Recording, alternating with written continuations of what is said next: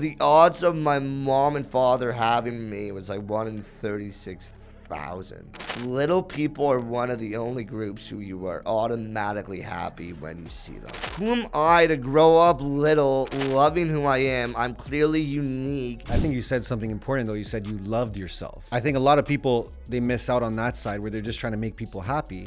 If you do not accept who you are, then no one else will accept who you are. I got an insane amount of hate the first year, and it was great. It was hilarious. I actually ended up living at Logan Paul's house for like 3 weeks. So I shit in Drake's house. I didn't know how to flush it. What's the first moment you realized being a little person was an advantage for you? A lot of sex happens at the Little People Convention. Damn. It was a great feeling to finally feel loved more than a friend. What's one thing everyone gets wrong about little people? That we have little... John, how we doing? We are so good, baby. This has been a long time coming. Yep. And I'm glad I could finally climb on this olive green seat and finally let you ask me whatever you want, man. Anything I want. Anything. I'm not saying I will answer anything, but you Fair. can ask me anything. Listen, am I the smallest person you've ever had on the pod? Definitely. Yes. Definitely. Yes, that's You cool. got that record right off the bat. Dude, yeah, you could bring like an 8-year-old or a 5-year-old in here, and then they would probably crush the record. But You're hilarious, bro. You I'm came in here with the excited. best energy, by the way. I just had an XL coffee, and I'm 4'1". So. Do you usually do that? Usually medium, but for this, I wanted very high energy. That's Yep. why. That's also why when I just walked in, I had to use your restroom. And he did. He You're did. officially out of toilet paper. I swear you can even look, and I'm sorry. Was that you that finished That it? was me, and there wasn't any spray either. I feel horrible for whoever's out there and has to head in there, but it's all good. The first question I have for you. Yes, sir. What's the first moment you realized being a little person was an advantage for you? Growing up, around 4 years old is when I really realized I was little and I wasn't like anyone else. I was actually at a grocery shop, and I was with my mom, and everyone was looking at her, and she was like, "Why is everyone looking at me?" And then she realized they were just looking at me because my mom's average height, and even for her, it was a huge realization that for the rest of my life, I will look unique versus everyone else. So at 4 years old, I was like, wait, Mom, so I won't ever grow like everyone else? And then it was there that I really wasn't happy with who I am. Like from 4 to 8 years old, I hated how I was little. Okay. And then I played hockey. I was playing house league hockey, and obviously I got made fun of, all that. Then around 11 years old, I was in class, and I realized that there was some jokes whirling around how I'm little, and I don't know what I said, but whatever I said, everyone laughed. However, they weren't laughing at me, they were laughing with me, and I was like, I can leverage how I'm unique, how I'm little, to actually make everyone else smile. And then over the years, I would use the fact that I'm clearly physically unique to actually make everyone around me laugh and smile. And also, I wanted to spread the word that, like, it's all right if you are unique, you are not like everyone else, because I'll be honest, if everyone in this world was like everyone else, this would be a lame planet to live in. True. So yeah, it was around 11 years old when I realized I can leverage the fact that I'm little to make everyone smile. And then around university, when I was uploading my first few videos, I was like, wait, I can leverage the fact that I'm little so that I can have a successful career. Wow. So What age was that? When I was about 19 years old, I hid in a washing machine, and my friend opened it. Boom, I freaked him out, and then we uploaded that online, not thinking anything of it. It got like 40 million views, and then I was like, whatever, I'm working in finance, that's the plan, gonna work in an office. I uploaded a few other videos just for fun. Those blew up. and a brand offered me X amount, and I was like, wait, if I do like 5 of these, I can literally make more than I would in an office corporate role. Yep. I was like, wait, who am I to grow up little, loving who I am? I'm clearly unique, and I can also spread a message on accepting who you are. How will I spread that message in an office, you know? True. Yeah. Or I could use a platform that I can create off of how I'm small to, I don't know, I guess, allow millions of humans to laugh and realize that it's all right if you're unique. Yeah. So yeah, I guess 11 years old is. But that's the like answer. it's a pretty open mind to have at 11 to understand that. Well, I had a lot of help from the older sisters I had, but also my mom. It was like, if you play the victim now and you are sad with your life right now, you will never like your life. And it was hard because I was only 11 years old, but I don't know how I realized it. I'm like, yeah, wait. If I am unhappy with my life at 11 years old, then I will just hate who I am forever. Yeah. So luckily, I had some great friends as well. Growing up in a small town, it was actually Erin, which is Yeah, like Erin, an hour Ontario. from here. Yeah, Yep. yeah.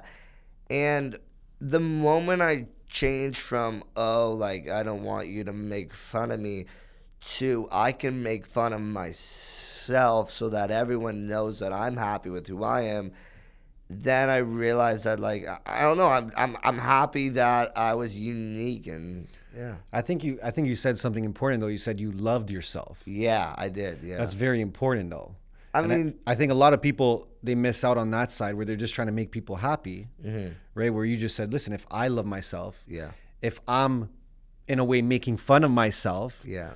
there's nothing for them to do. They're going to see I love myself. So Yeah. there's no insecurity behind it. The moment you show that you aren't insecure with who you are and that you love yourself, no one can really hate on you for that. You know what I mean? Like, everyone wants to see you fall or feel insecure or feel that you aren't happy with who you are. If you just show confidence and show that you're happy with who you are, whether you're super unique, you don't look the same, you don't act the same, no one can say shit, you know, at the end of the day. So, do you remember any conversations in particular that really opened up your mind or really changed your perspective, whether it was with your mom or your friends? Big shout out to our family at Mintink, Canada's top spot for sports cards, trading cards, collectibles, and live hobby experiences.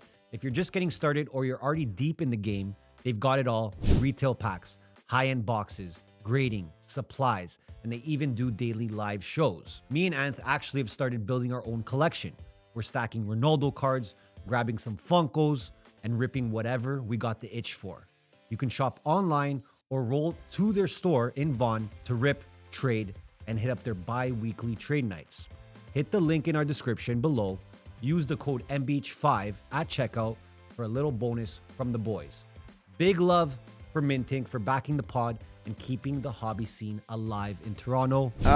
probably when my mom sat with me when I was, around 11 years old, and she was just like, if you do not accept who you are, then no one else will accept who you are. And that's how she worded it. And at first I didn't really fully comprehend it, but it was like, as long as you know who you are and that you're unique, no one will really have a problem with it. It's more when you play the victim and when you can't feel sorry for yourself.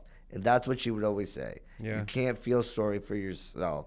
You live a great life. And also, the fact that you're little won't change a lot with how you grow up. And then it hit me. I was like, I mean, other than like a pro athlete, there's a lot of other things I can end up doing. So. Yeah. But there's a lot of things you could do exactly. that other people can't. Exactly. And yeah, the other message from my mom was like, yeah, you're also able to leverage who you are and what you look like in order to do things no one else is able to do. Yeah. like I can literally break the rules, and I was always able to. Everyone allowed me to slip under the radar versus everyone else, and I learned that at a super young age. It's like I'm quite fortunate that I'm little because no one really assumes I'll break the rules, but they take it easy on me if I ever screw up or if I break the rules. So Yeah. I got very lucky in that sense.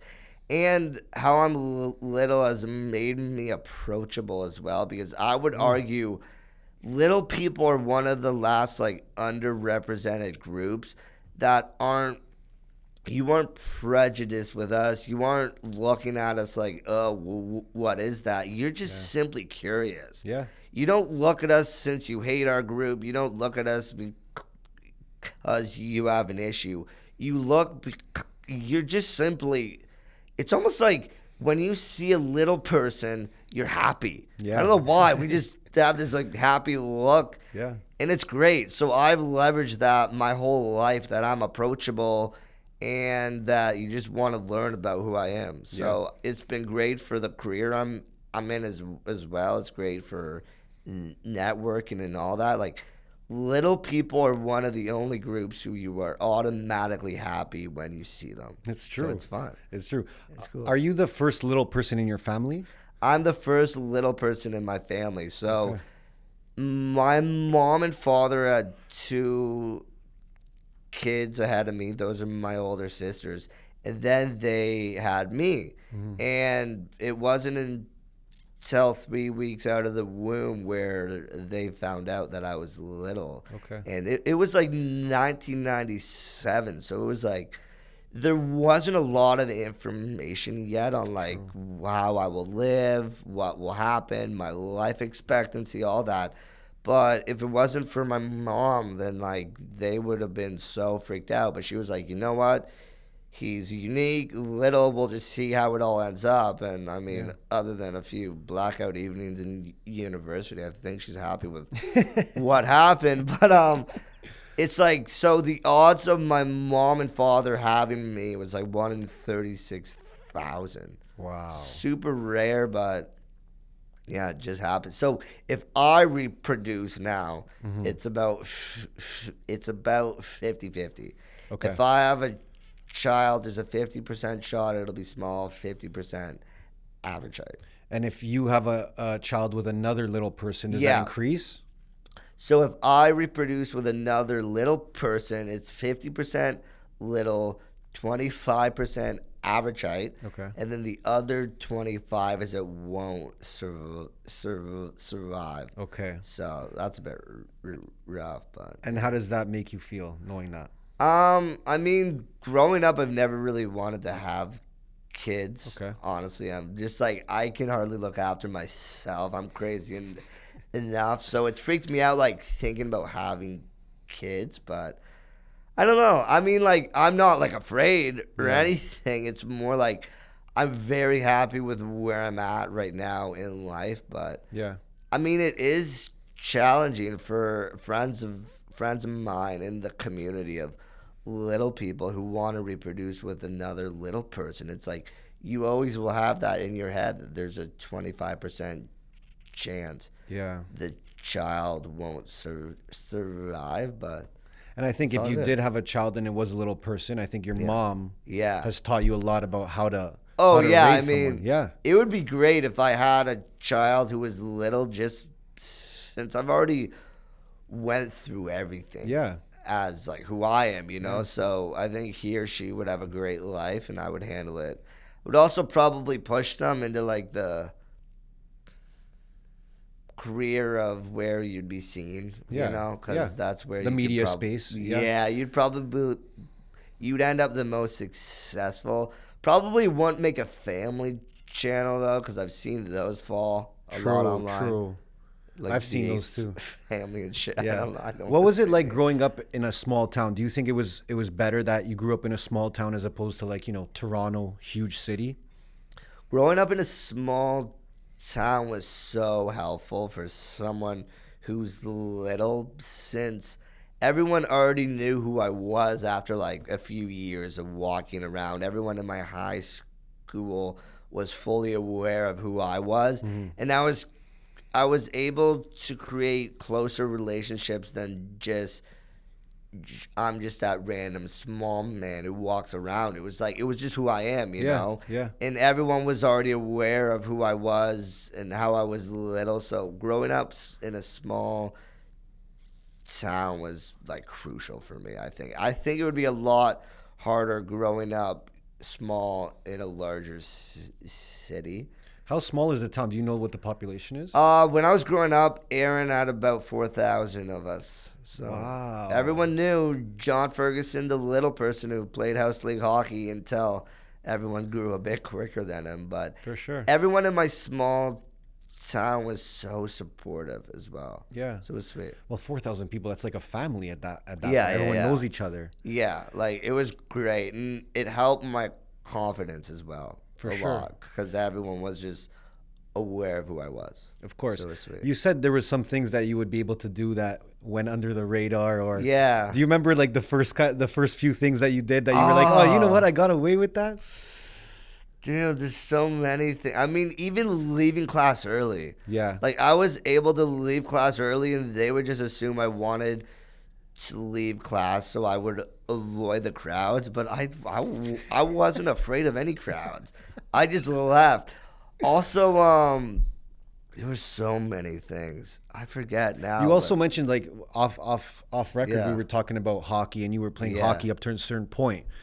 Did, like that door closing for you at a certain point, did that hurt you? That crushed me. Yeah. The moment I wasn't allowed to play house league hockey anymore, that was really the point in my life when I was so uncertain about how I would grow up. Yeah. I really was so unhappy because I loved hockey. I mean, I love hockey right at the moment, but for safety reasons, they didn't want me playing hockey anymore after 11 years old. So I was crushed. I was like, what's the plan now? And luckily, I went into skiing, skateboarding, since I have a low center of gravity. And I realized that it was really just individual sports I was able to play once everyone was just growing quicker than me. So, I mean, I figured it out. But yeah, that was a point in my life where I really had to realize I will never live like everyone else. I won't have all the same opportunities, but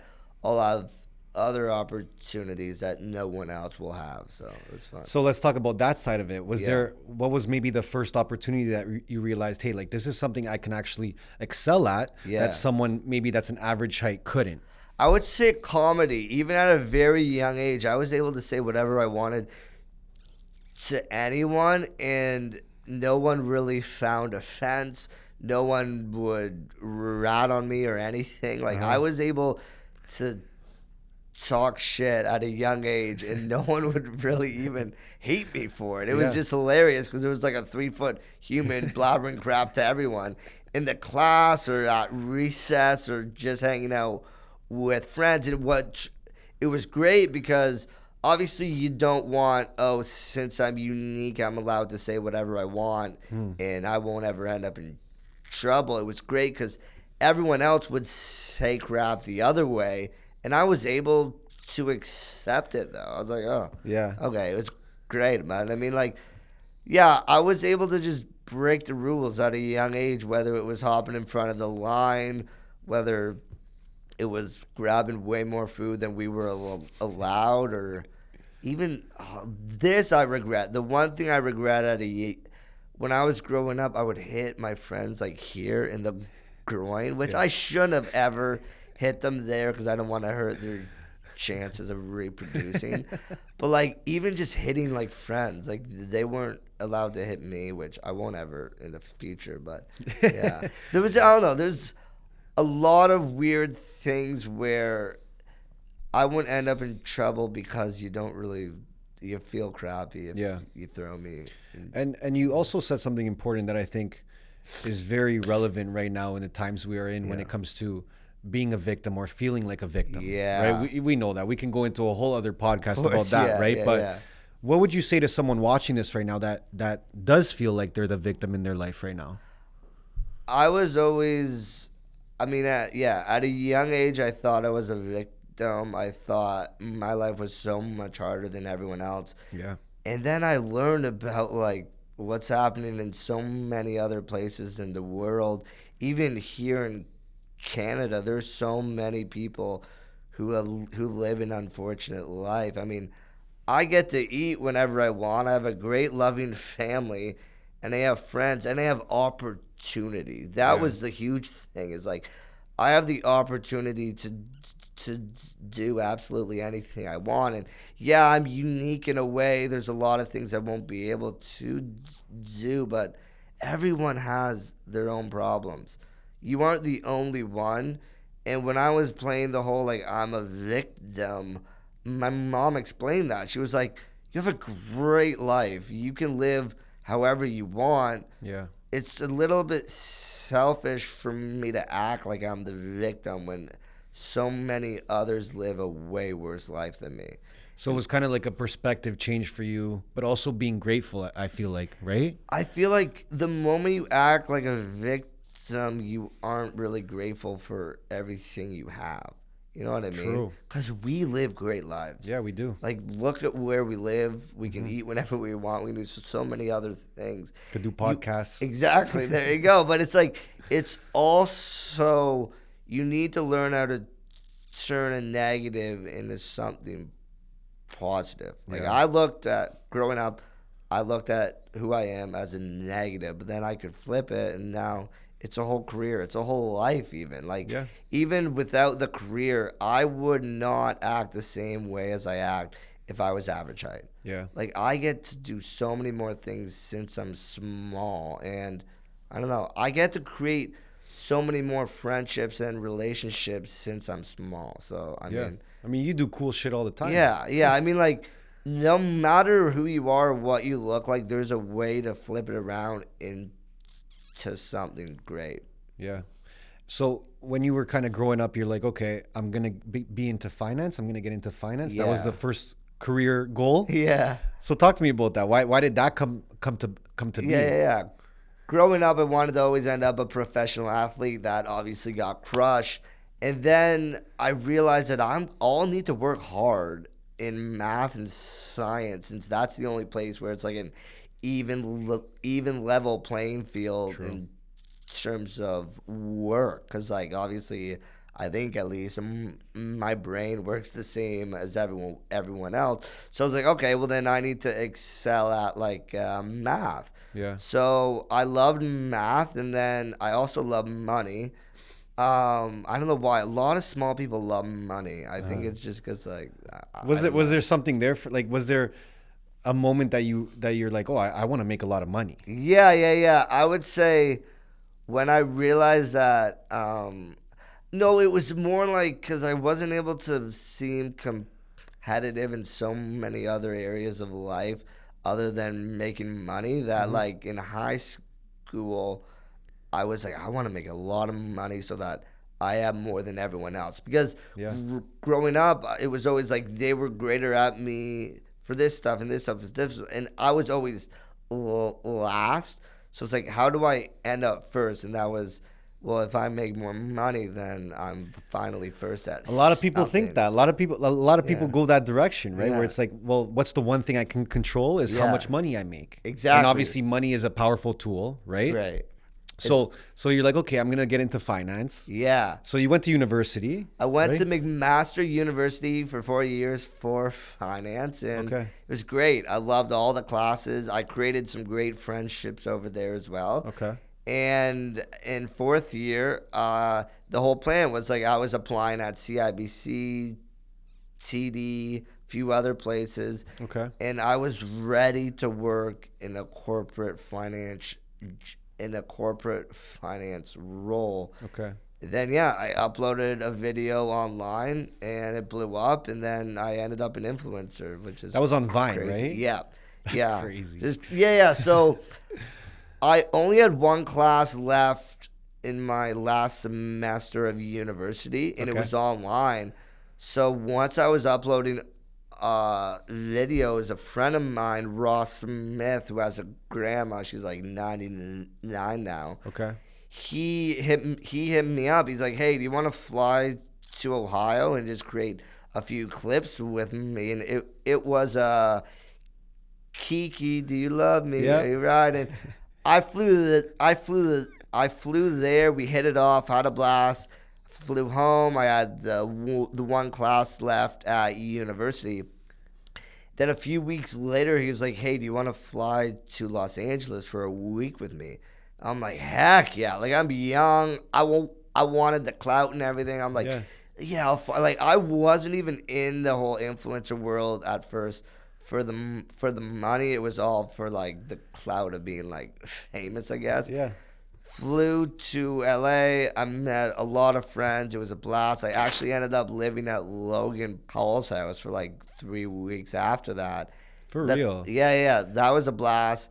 And then I went home, and that's really when my mom and father had a seat with me. They were like, is this like a hobby for you to create videos online, or is this something you actually want to do? Yeah. And that's when I brought up how one brand offered me more than I would create in like 3 months in the finance world. And they're like, right, have a year off from finance, see what you can create. And then after that, it was over. It was like, I want to work as an influencer. So they were supportive with, with you doing your thing. Yeah. Do you remember the first other little person you met? Ever? Yeah, like in your life. Like, do you remember the first person you met where you're like, hey?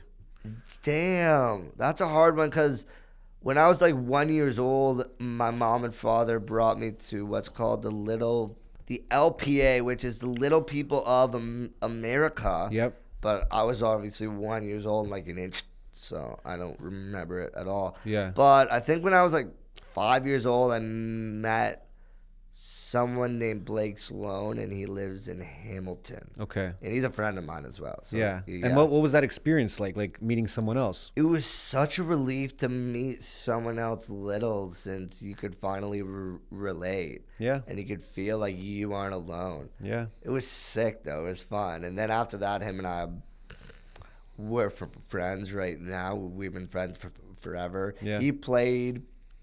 He also played House League hockey as well. Okay. So it was sick. So continuing on now you take the year off of the finance world. Yeah. And you're like, okay, let's test this out. Yeah. And what does that year look like for you? How does it go? Do you remember maybe a piece that went really viral? I mean, I've seen your content. Yeah. There's a bunch of content out there that you went super viral with.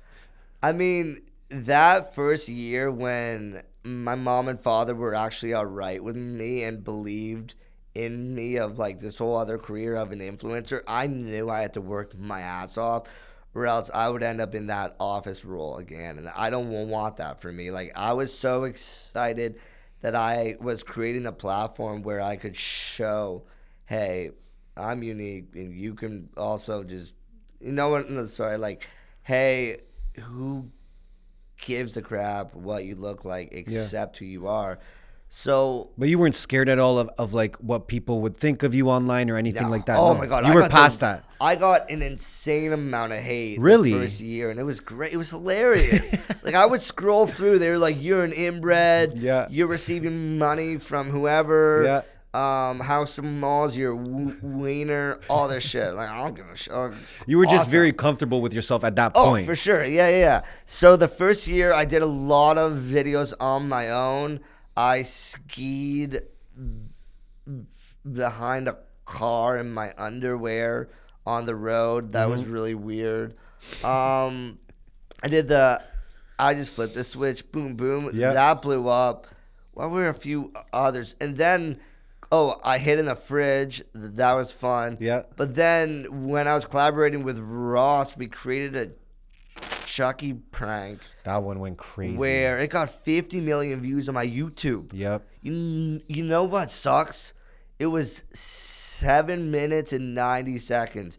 If it was 8 minutes, I would have received ads within the video. True. So I lost on like 40 grand. 50 million views. 50 million, which is crazy because I was dressed up as Chucky in Walmart in Ohio, right? Okay. So I'm freaking them out. I'm 4 foot tall. Yeah. So whoever I freak out, they're thinking it's either a 5-year-old or a robot. Yeah. But I had a few who were ready because a few of them are armed in Ohio. Yeah. They were and that's when I was like, oh crap! Like I don't want to end up too far with these pranks to where someone wants to shoot me in Ohio. Well, I guess for you, you were like, okay, the pranks are easy for you to do, right? Yeah. Obviously, it was fun and people had reactions, right? Yeah. But I guess then you started realizing, oh, this could be dangerous. Yeah, I realized when I had a mask on that if everyone believes I'm a robot, they don't have any issues hitting that robot, you know? Yeah. But it was also great with the pranks because I am little and as I already mentioned, I can break the rules. Yeah. All these Walmart employees would just like laugh at me. They'd just be like, oh, this is hilarious. Yeah. But if I was average height and I was like 20 years old and 6 foot with a whole mask on in Walmart, it would have ended a whole other way. Oh, for sure. Ended much faster than that. Yeah. So how are you like, how are you, I guess, coming up with the content, the strategy, like figuring out what you should do? How did that work for you? Creating the videos the first year, like creating the ideas were so random. Yeah. Like, I would just be in the shower and I'd be like, oh, this is hilarious. And it was a lot harder creating ideas 8 years ago than it is now just because there weren't a lot. There wasn't a lot of inspiration creating out there. Online. Yeah, there was hardly any inspiration. So I would receive inspiration from movies. I would even like hit up a few other influencer friends who would say like this would be funny, that would be funny. I also just looked at what would look funny as a 4-foot grown adult doing something physical. Yes. Like I had such an advantage creating videos since a lot of shit's funny if it's me. It's true. But if it's just an average human, it's just like, oh, whatever. We've already seen this. So I would say the most viral clip I have ever is the blob, where I get flown like 40 feet in the air. It was actually at Roman Atwood's house. Wow. And that was the most viral video ever, I think, that I've had. Yeah. And you also mentioned Logan Paul's house. You were What was that all about? So a friend of mine who's also little Evan Eckenrode, he lived with Logan for like 5 years. And when I was in LA, Evan was living with Logan and he was like, hey, do you want to like head over here, hang out? And for me, it was crazy because like I knew Logan from the internet, but I had never met him. Yeah. He allowed me to live in his home for 3 weeks. Food, chef, whole house, whole room. But he acted so humble and friendly versus who he is online. And it was actually such an inspiration to see him work off camera as well. Like, that guy never sleeps. Yeah. He had meetings, collaborations, work, massages. He even had, like, vocal classes as well, which was crazy. So, like, living at Logan's house for 3 weeks was a huge like inspiration for me at the early age that I was as an influencer, you know, because that was like year one for me, and seeing one of the greatest of all influencers work at his own home was sweet. What did you take from that? What did you take from what you saw from him? You need a lot of help around you. Like, he had like 8 employees in his house, but you need to remain humble off camera and act who you really are off of it. Because he was obviously wild, like on video. Big on cocky guy. Vlogs. Yeah, like, what up, Logan gang, blah, blah, blah. Once he was off video, he was just such a humble, friendly human. Yeah. And he would even ask me, like, do you need anything, all this? I'm like, bro, I'm in your $4.5 million. His house is huge, feeding me, and he's asking me if I'm all right. I'm like, bro, I'm fine. Like, I'm great right now. Yeah, so it's sweet. And you mentioned that was the first year of you taking it to another level, right? So I guess when year 2 came, right, the second year of your creator world life, was that it? Now you knew that was your career? After the first year of creating videos online, I knew, like, this is what I want to do. Because it was so fun creating these videos, but then also seeing the reactions from everyone else, whether it was online in the comments Or even when I was just walking around a mall, like I'd have humans walk up and be like, "You're hilarious. You made me laugh. I was having a crappy afternoon and I watched your video." But most importantly, I received a lot of messages from others who were also little. They were saying like how much I've helped them feel more confident. And they would have like classmates who have seen videos of me, and then they look at other humans who are little and they say, well, then they're all right, you know. Did you feel like you had more purpose when you were finding this out from? I finally felt like a role model, not only for others who are little, but also for others who aren't certain with like who they are. They're not happy with what they look like. Yeah. And it was incredible because like the first 2 years I was kind of like, I wasn't fully making fun of my height, but it was more like, it's all right if you don't look like everyone else. You know, there's ways to work around it. Yeah. So was there another little person that you inspired that you know of that told you, hey, now I'm doing this because of you? Little Reps, Sammy Raplogal, he's in a lot of my videos. So after the second year, I actually flew over to him since it was the coronavirus and it was crazy here, obviously. So he had a place in Costa Mesa that's like an hour south of LA. Okay. And the corona restrictions weren't crazy. So I flew over to him and just hung out with him. But he was like, hey, I want to make videos as well online. So we created a few, and he's literally creating now 5 years later. And I would argue when I was first creating online, there was not a lot of little people creating. Yeah. Like it was Evan Eckenrode and me. Yeah. After now, there's like a gazillion of us. That's amazing, though. It's incredible because it's like now you've almost created a whole other career avenue for an underrepresented group who lacks a lot of opportunities in the workforce. Like a lot of employments, like you have to do physical labor, all this. Yeah. We're not really suited for a lot of other employment. So it's great that influencer creators is a whole other role for humans like me. You created a whole new path. Yeah, it's sweet. Right? Yeah. So now you're starting to you're making money. Yeah. More brand deals are coming in, I guess. Yeah. Do you remember what your first bigger brand deal looked like, and what did you feel from that? Yeah, so my first ever brand deal was the razor company called sorry, I'll go again. Sorry. The first ever brand deal that I ever got was from a razor company called Manscaped. Yes. It was great because like I needed a razor for my pubic hairs.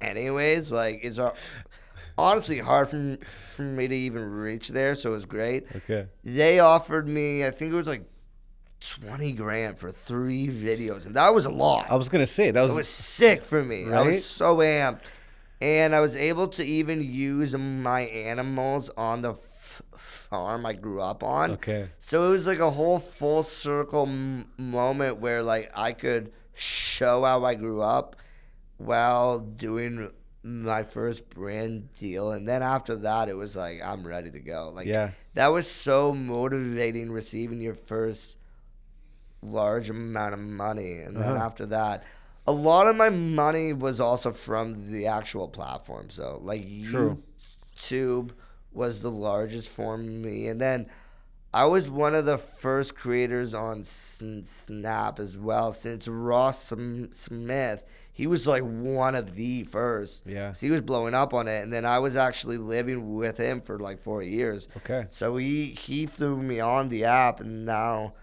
I make the most now off of Snapchat pays well. Any other platform. Everyone's on it though now. No, now it's crazy like 4 years ago. 3-4 years ago was a crazy time to be on Snapchat. Everyone's on it now. Now, of course, right? I might have to end up on the old OF, man. I swear. even that platform though, there's like, I want to say 50 little people on it because people have a fetish on OnlyFans. Small people. Oh yeah. Did you ever think about taking that direction? I want to do OnlyFans. Like, I think it would be a lot of fun. It's just like I don't want to also close other opportunities. You feel like that might close doors in other places? Because brands are weird like that. They don't want you to upload yourself without clothes on online. Yeah. But, like, dude, there is a heavy market for humans who look like me on OnlyFans. I feel like you could get away with it and still get the brand deals. Yeah. I feel like it's a lot more accepting now as well. And I mean, like, I could do everything. Like, who wouldn't want to see little people feet? Who wouldn't want to see little people wiener? Everything. Like, for the average human, it's just like what's here, and your feet, I guess, as well, for a few females out there.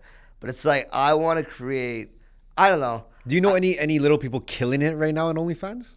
Yeah, I do. Damn. Even you know the girl. I don't know if you know. I'm like freaking asking you right now. But do you know, if you're into that? Do you know Eric Costello or something? She made like $25 million.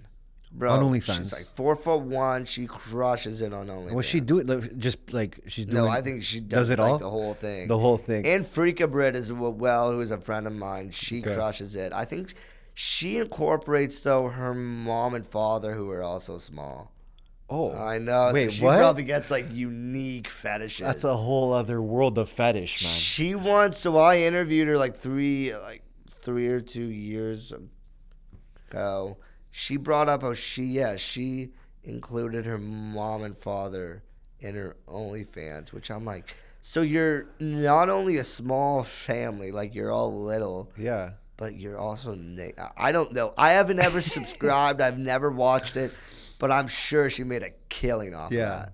Yeah. And you mentioned also the Little People of America. Yeah. That's a convention. Yeah, it's an organization that has annual weekly conventions. Okay. It's the greatest week in my whole year. Every single year. It's so incredible. Okay. When did you first discover that? When did you first go to that? So my first one was when I was 1 year old, but like obviously I don't remember. It was more so for my mom and father to like learn about how I would grow up, and it's an incredible learning place for that. Okay. The first one I was actually at, like as like a human, I guess, was 2008 Seattle. Okay. So I was like 13, something like that.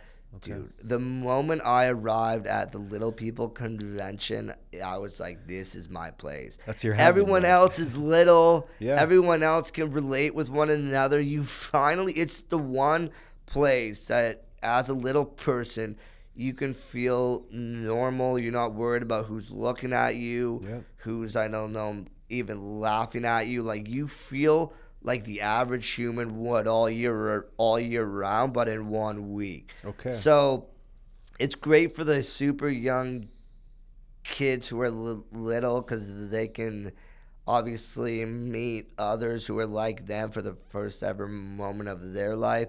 It's also great for the average height mom and fathers who are able to like learn about what they just created, what'll happen, what their health risks are, and all that. Then when you hit like the teenager, young adult area, it's a place where you find love. It's a place where you find hookups. Oh. It's a place where you black out and you're hammered with all of your friends. A lot happens at this convention as a young adult. It's like, I would say it's a place where a lot of little people end up losing their virginity as well, because you finally find someone who's like you. Yeah. Like, it's a lot of sex happens at the Little People convention. Is that where you lost your virginity? It's not. I lost mine in university. Okay. My third year, but not saying that. Yeah, that convention, I have friends who have lost their virginity there. I've had friends who I walk in on having sex. It's like, it's a crazy place. It's great though. It's fun. I was watching another podcast you were on. Yeah. And you mentioned an experience that you had there, a threesome. Yeah. That was your first threesome. Yeah, and my last one as well. I just want to say, like, that's over. For sure. I had one with two small friends, and it It was a lot. Wow.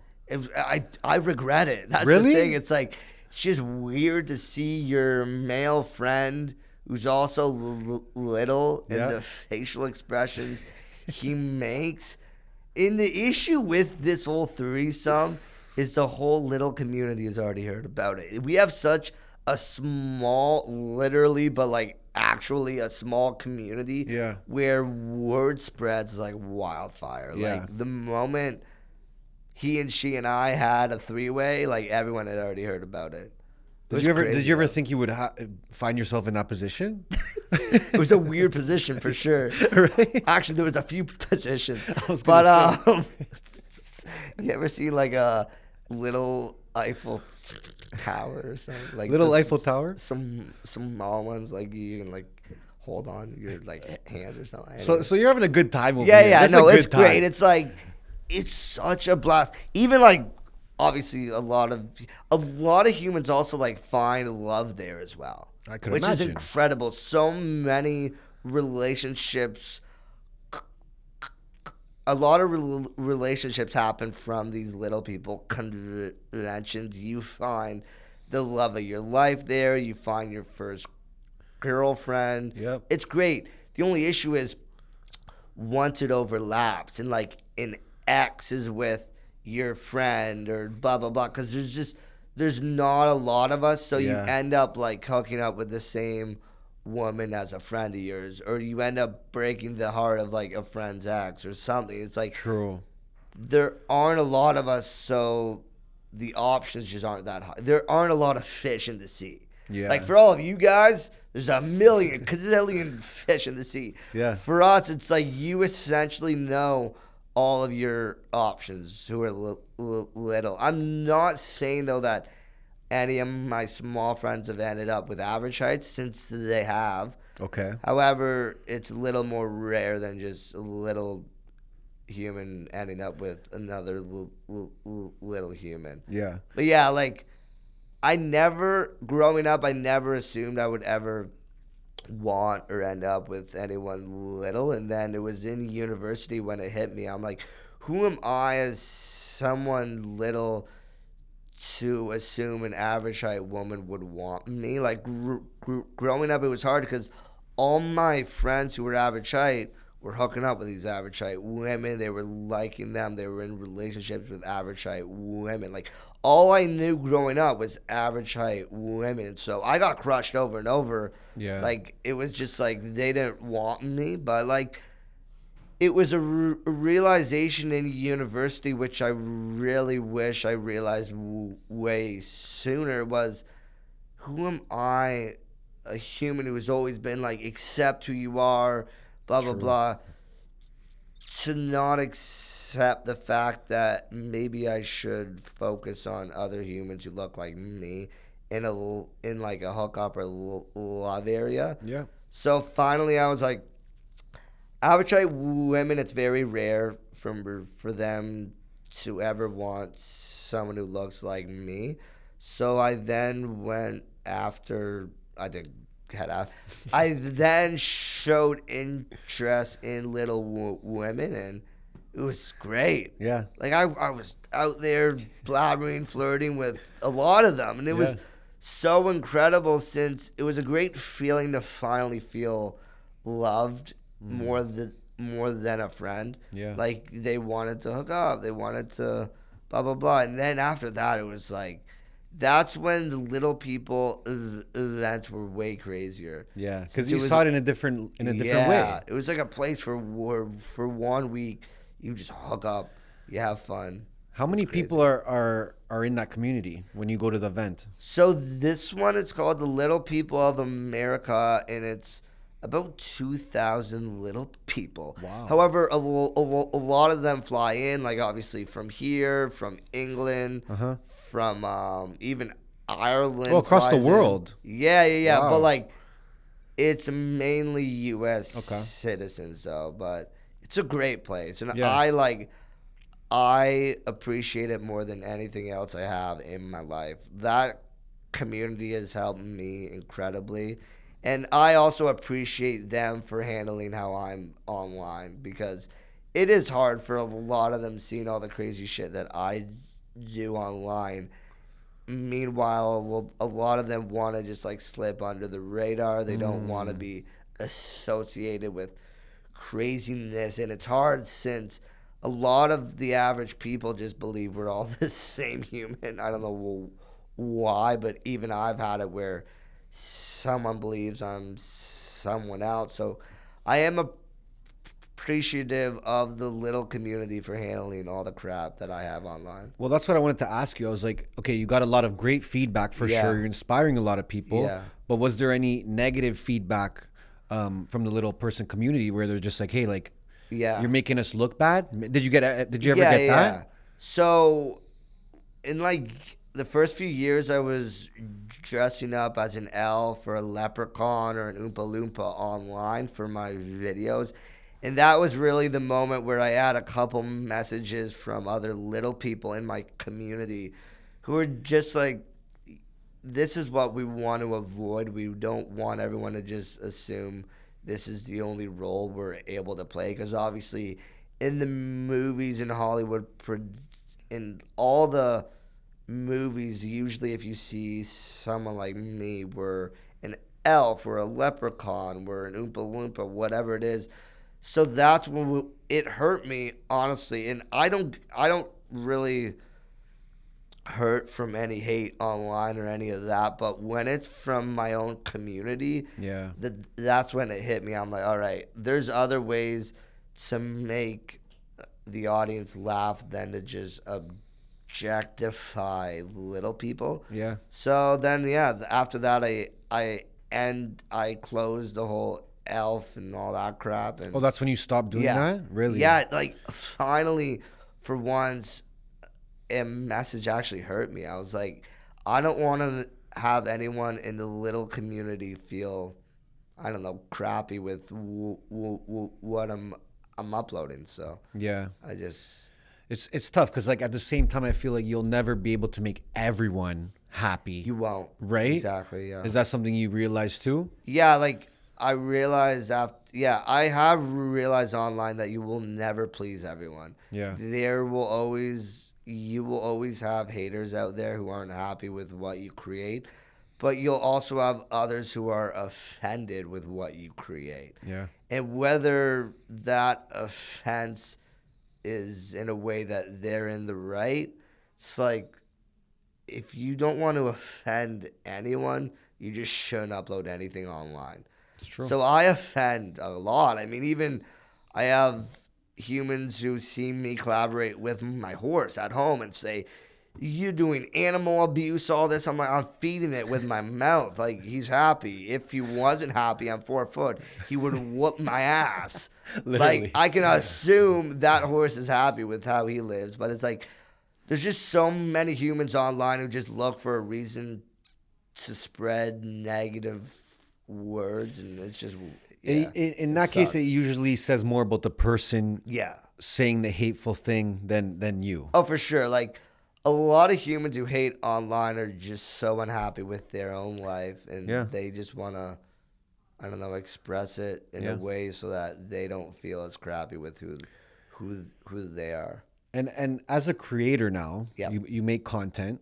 What would you say for you have been some of the pros and cons of putting yourself out there and creating content? Yeah, so the pros and cons of creating content online. I'd say the pros is the networking of events, all the opportunities, all the friends I've created along the way. Like, every single morning, I don't know the plan I have. Like, even every week, like, I just fly to these random places last minute, and it's incredible. Yeah. Even like just flying places for free. Like, all of these beautiful resorts who will literally have me there for free, and it's so that's awesome. Incredible. It is also a pro and a con that all the work I have, like my whole career, is in front of everyone. Everyone can see when I'm successful or when the views are horrible, which is great, but it's also crap when you upload something that flops or you upload something you regret. It's like everyone sees the greatest area of your career and the worst as well. I'd say the other con is, in my head, I'm always thinking about like those closest with me and them seeing what I upload. Because I promise you, if I knew no one I like am close with would see it, I would be on freaking OnlyFans whacking off, man. I would have been doing adult videos, all that. I know my mom follows me, my grandma follows me, and I'd say that's a con as well. What would your grandma say if she saw you made an OnlyFans? She would say, "I will not see you on Christmas." Wow. That's for sure. No, she would just be like, "You're better than that." Yeah, like there's other ways for you to make money. The final con, I think, that I'm online is like, I'm not a private human. You can watch me with whatever the hell happens every day. Like I'm out there, obviously. However, when you're hanging around anyone who's private, or you have a whole other area of your life that you want private, it usually isn't private. Yeah. And it is what it is. You have a girlfriend? I do. I'm in a relationship. I'd love to see it. Yeah, this is my first ever relationship, and it's great though. It's fun. Yep. And we were talking a bit about like how you're so public. Maybe she was a bit private. Yeah. Right? Was that an obstacle for you? So at first, her and I flew to Europe because we were just hanging out over there. It was incredible. Okay. And we made a few videos online. I asked her, I'm like, hey, like, are you willing if I film it? Like, you want to create a few videos? And at first, she was all for it. She was fully willing. And then our friendship or whatever ended up more into a relationship, which I was hyped about because honestly, I love hanging around her. Okay. She's great. It's also great because I think she fully understands me as well. Okay. She's like the first person besides my mom who fully like knows what I'm thinking. Okay. Obviously, I'm not going to fall in love with my mom. That's just weird. Yeah. Probably make money off that. And like for sure on OnlyFans. Weird reality show. Yep. So when I ended up with my girlfriend, I was just so happy to have a friend who fully knew who I was. So the issue was, this is when I finally realized that I probably should not create everything her and I do into a video online. She was like, well, if we're constantly filming everything we do, then is everything we do for you and I, or is it for the world? You know what I mean? Mm-hmm. And she was like, I don't want everything you and I do to just end up online. Like, I want privacy, which that hit me. I was like, crap. Yeah. I respect the heck out of that. Yeah. And I need to figure out how to have work, but then also have a real life. And it's hard because usually my work is what my real life looks like. Yeah. But I completely respect her want of having privacy because, like, she never signed up for that. Like, she never ended up with me so that she would end up an influencer. You know what I mean? Yeah. Like, it's crazy. A lot of humans even believe, like, I just brought her on for the videos. Yeah. And they'll even ask her. They're like, hey, how much is he handing you for all that? And I'm like, okay, so, like, I need to just have work and pleasure and split it up. So I worked with her on, like, hey, like, if we can do, like, maybe one video a week where it's like, hey, it'll be a blast, it'll be fun, but we're also going to upload it. But then I'll have a lot more, like, private things that her and I, like, hang out and we just have fun without any videos online. It's crazy though, because like the viewers love little love. Well, I think it's so rare to see. It's so rare to see, and right? I mean, when I brought her to networking events, there'll be like A-list celebrities, all this, but everyone just wants to just meet her and I. Yeah, and it's incredible because like she's helped me a lot with like just anything work related. And I don't think she realizes that as well. So it's sweet. Well, we'll go a little bit off that then. Like, what are some things that you've learned from being in a relationship with her? Or maybe learned about yourself or just discovered in general? I would say the main thing I've learned with her, once we were in a relationship, is not everything needs to end up online. Yeah. You also need to find a way to enjoy areas of your life without focusing on everyone else seeing it. Yeah. And it's hard because, like, for the last 5 years, I've uploaded everything I'm up to. Yeah. Like, literally everything, whether I eat, whether I'm at an event, whatever it is, I upload it online. So with her, I've learned that there's more than just your career that you should love. Because for 5 years, I mean, I grew up. I wanted to make a lot of money. I even kind of neglected my own family for 5 years because I was so focused on grinding and on the career I'm in. Once I was in a relationship, I realized there's more areas in life that will make you happy than just succeeding in your career. So Damn. I would say most of all, in a relationship, I've learned that there's other areas of your life that you should appreciate than just your career. Because I promise you, I am obsessed. Yeah. I love the work I'm in. It's incredible. Like, I am so happy with where I'm at in my career that I never realized that there's other areas of life you should also focus on. So it's fun. I think a lot of people will relate to that, though, to be honest, right? It's hard. Is getting married something you want to do?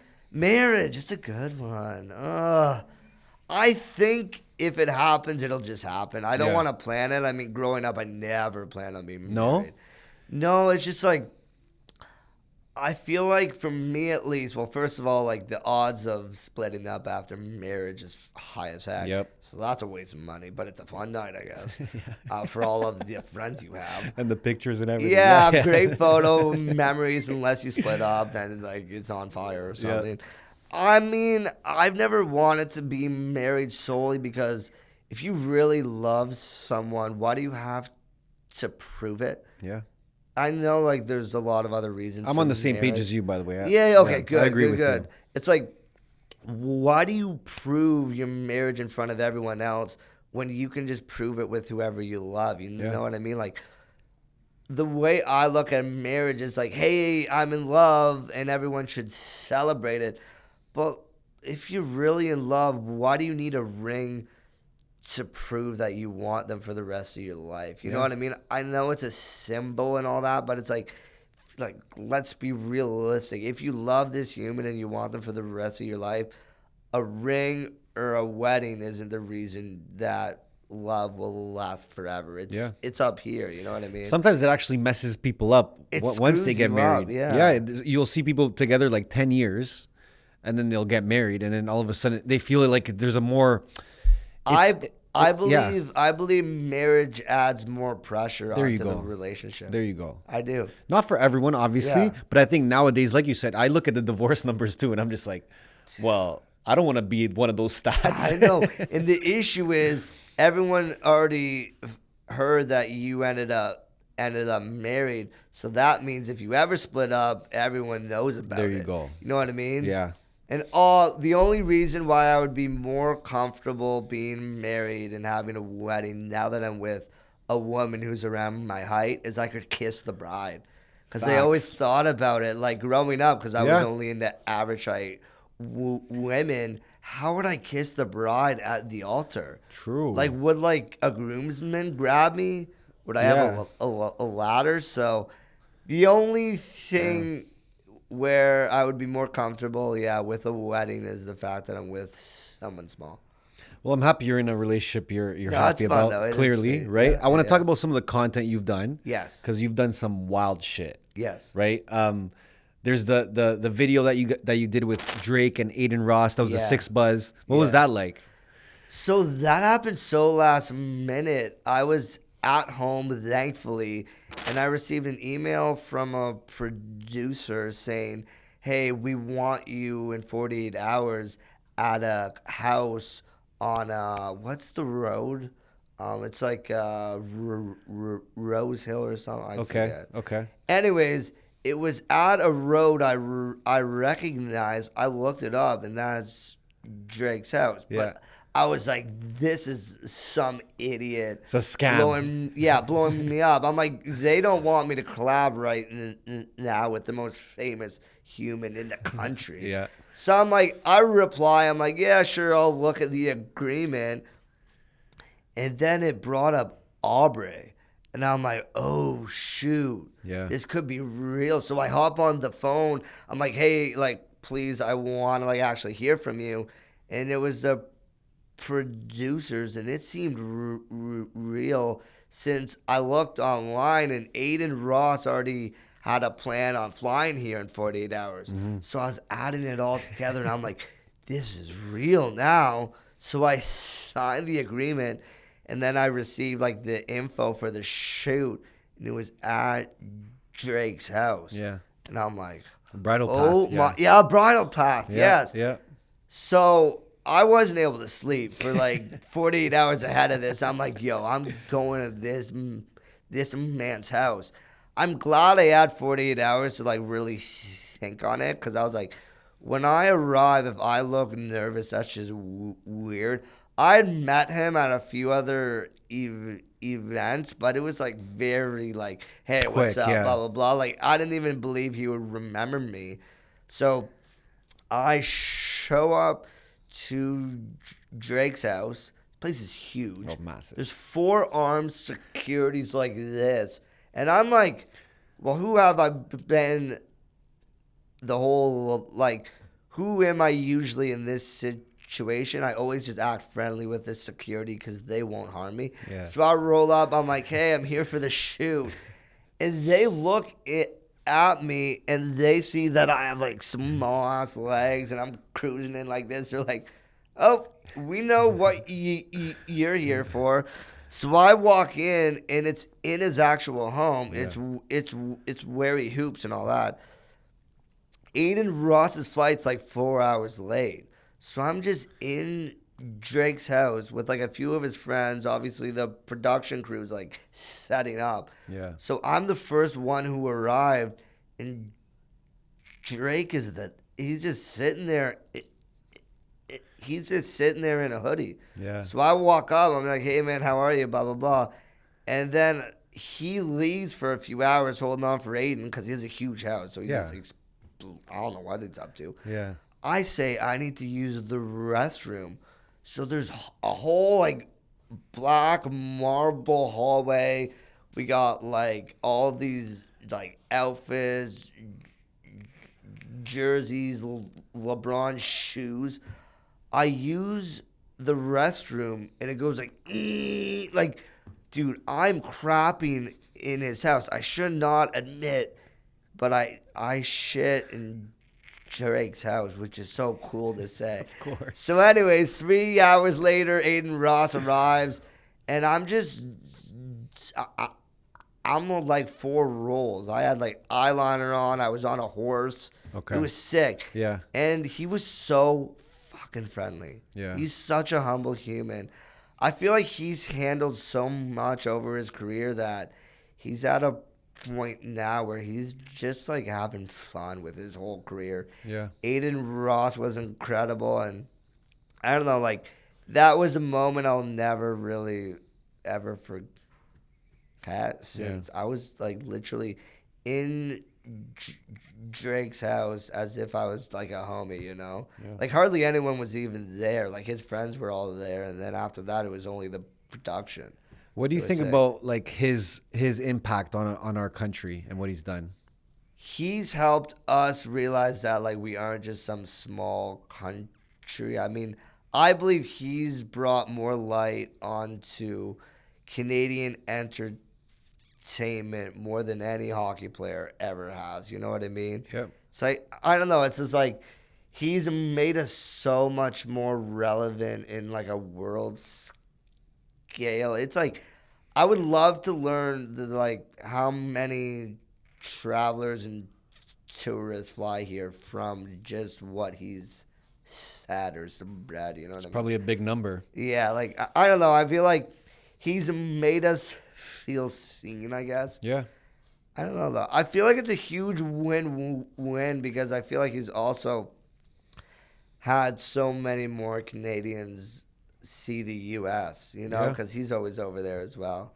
But yeah, he's helped us all a lot, and I feel like he's also made the Canadian creators realize that they have a larger voice than just here in their own area. You know? True. Did you have an XL coffee before you went to his house? That's why you went to the bathroom? Have a coffee. Any collaborations, I do a big coffee.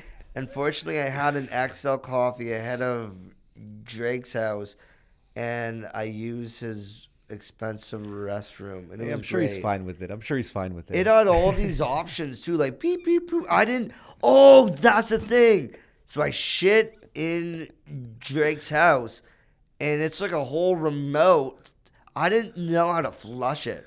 So I'm clicking all this crap, like seat up, seat warm, all this. And then a spray goes up my ass. And I'm like, well, that isn't how you flush it. That's like the opposite. Finally, I flushed it, but it was sweet.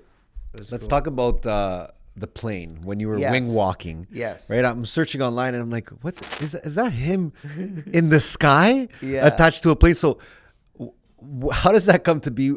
Why did you want to do that in the first place? Okay, so the wing walking experience all happened because I was flying to England anyways to go see my girlfriend. Okay. And I was there planning on hanging out with her for 3 weeks. So I was already in a place in my social media career where I felt like all the videos I had uploaded as of late weren't that creative or crazy. Okay. And then I was like, wait, now I'm going to fly to England and slack off for 3 weeks. Yeah. So I looked up. I was just like hardly sleeping. I looked up craziest things in England and wing walking. I found out it isn't even allowed here or in the U.S. as like a recreational thing. Oh my But God. in England, you're allowed to wing walk. So I emailed them. I'm like, hey, I'm 4'1", because obviously my first thing was like, I don't even think I'm allowed. I'm 4'1", 100 pounds. I hit them up. Is this all right? Blah, blah, blah. They reply instantly, and they say, yeah, we would love having you here. It would be 2,500, like, Great British pounds. And I'm like, oh, fuck. Okay, whatever.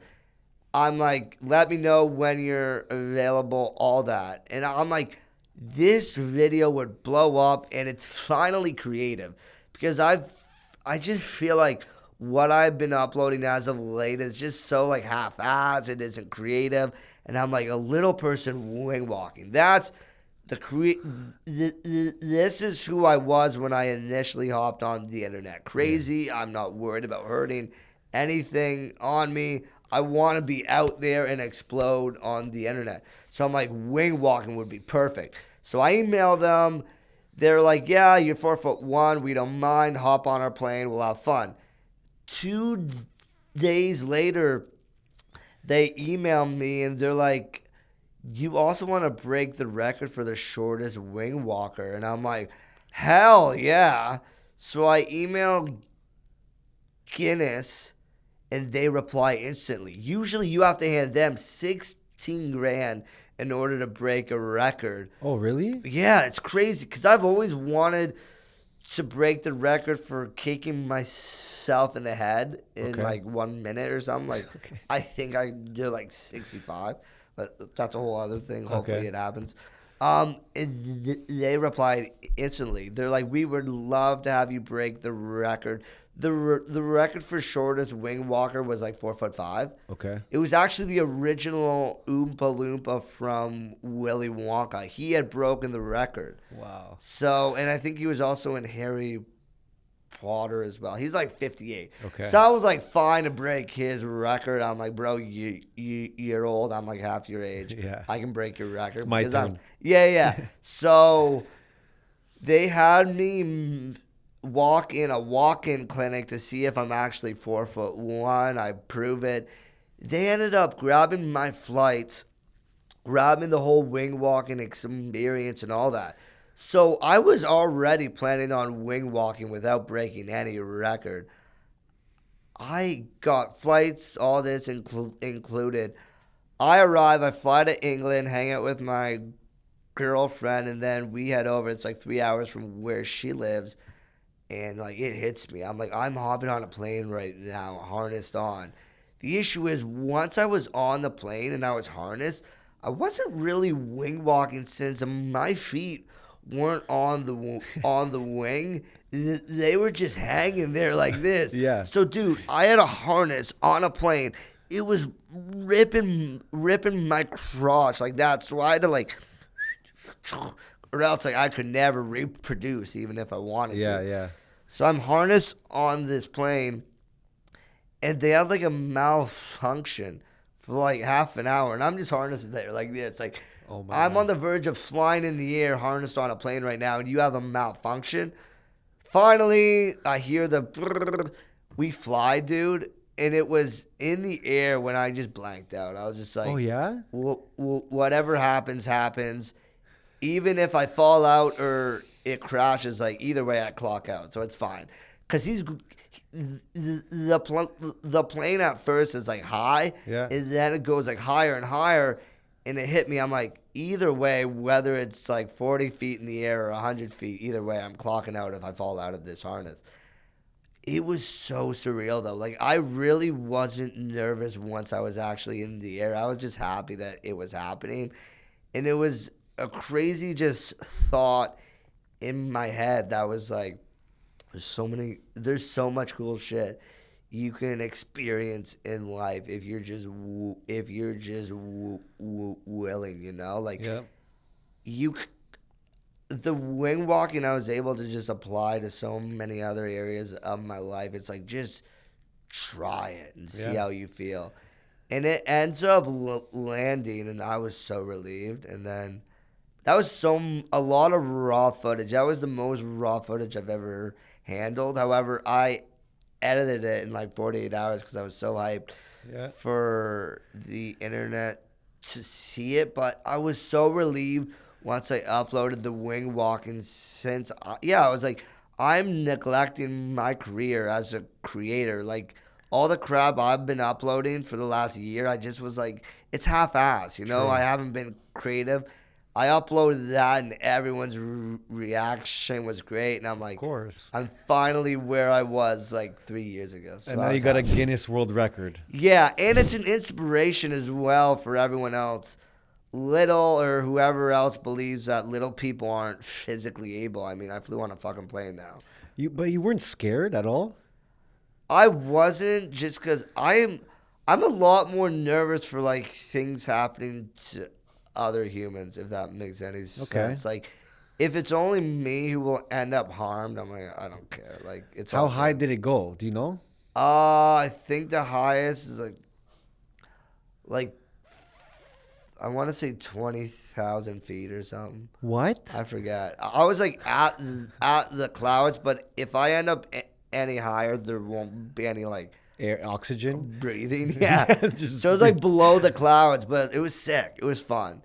So that kind of unlocked a whole different thing in your head now. Well, what's crazy is after the wing walking, I've received all these messages from other crazy places like hovercrafting and all that. I worry though that the wing walking was so crazy that all the audience now is. I worry that the wing walking was so crazy that the audience now believes that like I will go crazier and crazier. But even hopping out of a plane, I don't believe is as crazy. Like, everyone hops out of a plane. Have you done that? No. I will though, for sure. I'm scared to do it, bro. Yeah.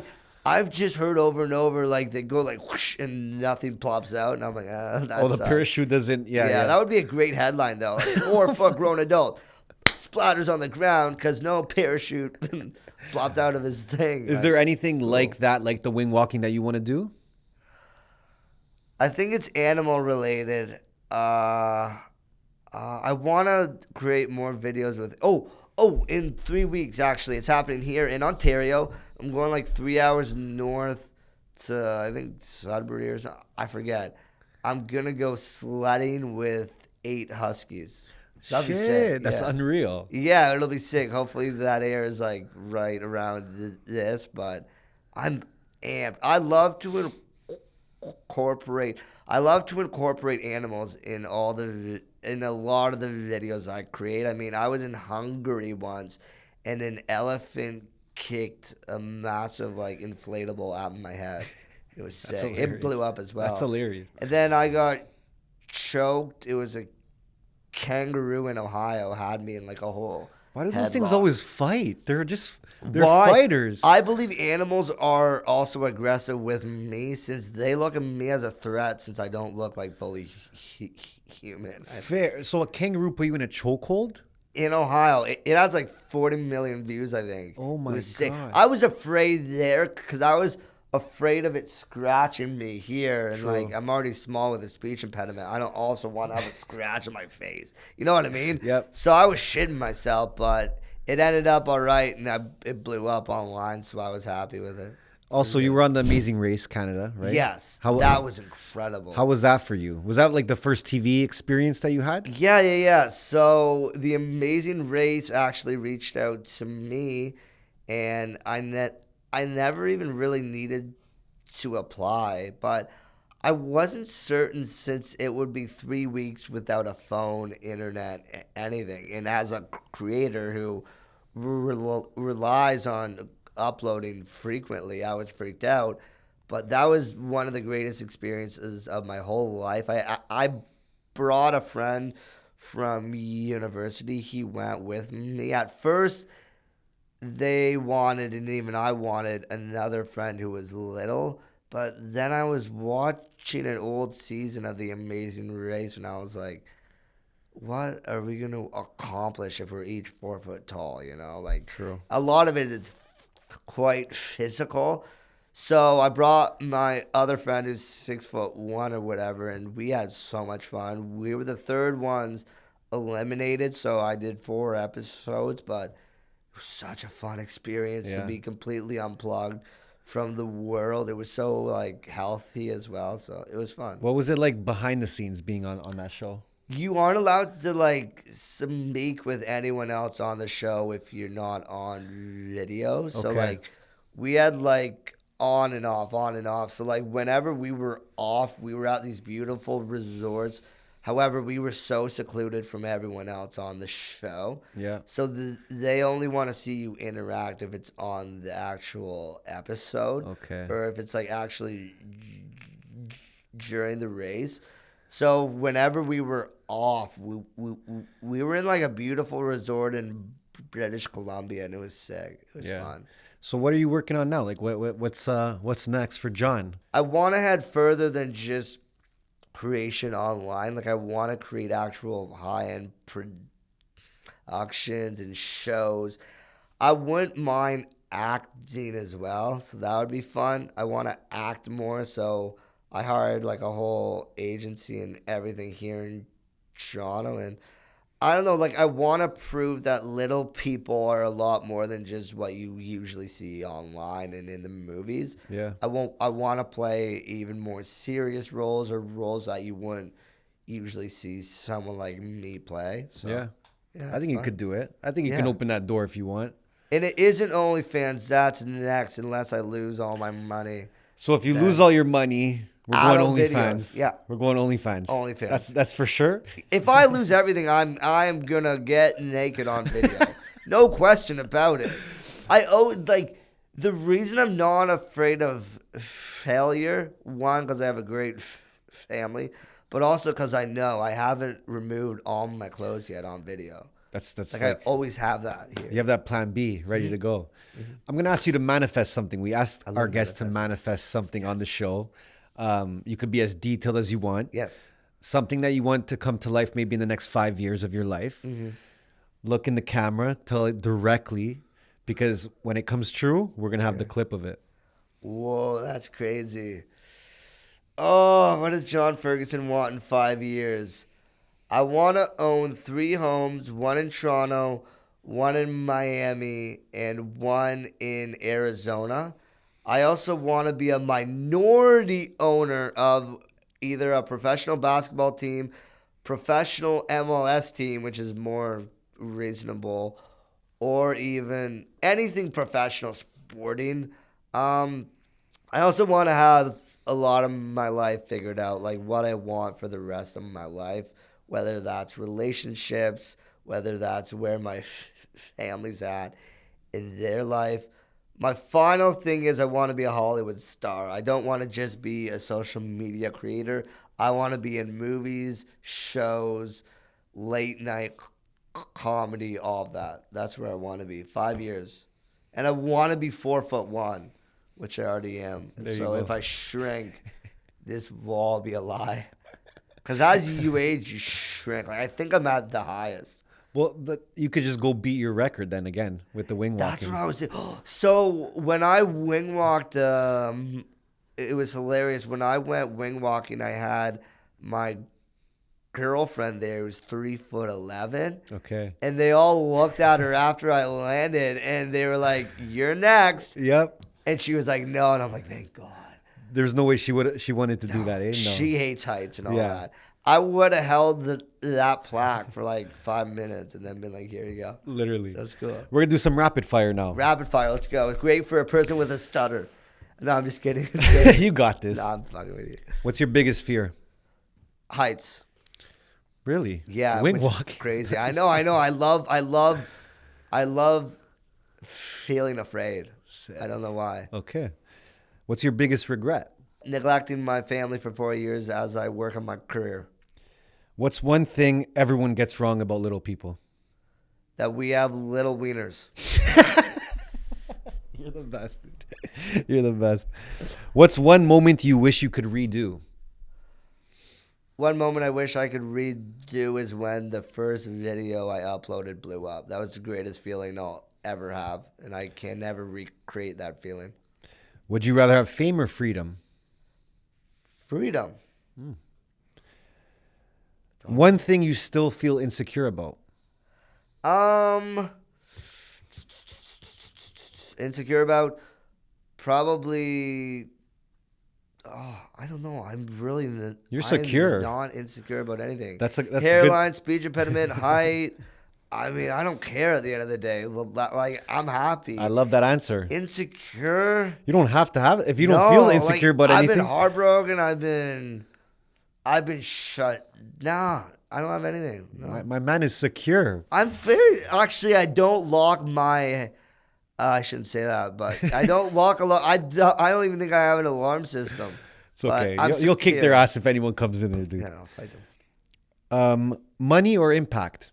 Impact, but you can make money off of your impact. My Sorry, guy. this isn't rapid fire. This is slow-mo fire. What scares you the most about success? That you will lose who you originally were. That you will lose your priorities and you will change as an actual human. Yeah. Oh, sorry. You'll lose your values as well. True. Your morals and your values. Mm-hmm. If everything ended tomorrow, what would you regret not doing? If everything ended tomorrow, I would regret not making a kid because I want to see what that kid is like. True. If you could tell 18-year-old John one thing, what would it be? It's all going to work out. Just have fun, because once you have fun and you're happy with what you're working on, everything else will come with it.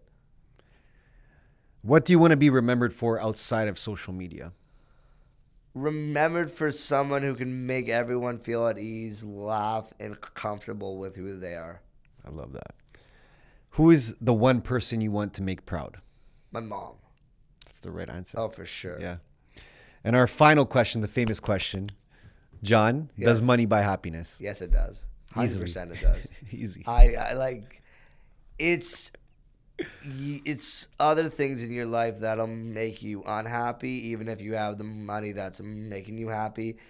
It's not the fact that you have a lot of money that will bring away happiness.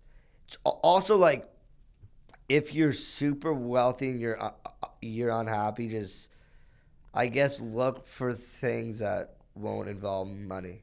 Okay. That will make you happy. I don't know. So money has made you happy. Oh, yeah. It's great. I can fly wherever I will, not wherever. I can experience so many things without worrying about the money of it. Yeah. I love that. It's great. Well, more money to you. On the way. Well, hopefully. On the way. John, appreciate you coming today. Dude, thank you so much for having me. I've seen so many of your episodes. You guys crush it here. I love to see fellow Canadians crushing it. Hope this isn't the last episode. Nope. I'll have a lot more to say in the future, hopefully. For sure. We'll get you back. We'll get you back for sure. Oh, please, dude. All right, guys. Excited. Thanks for tuning in. Thank you, guys. I love you. Money buys happiness. Remember that. It does. It does.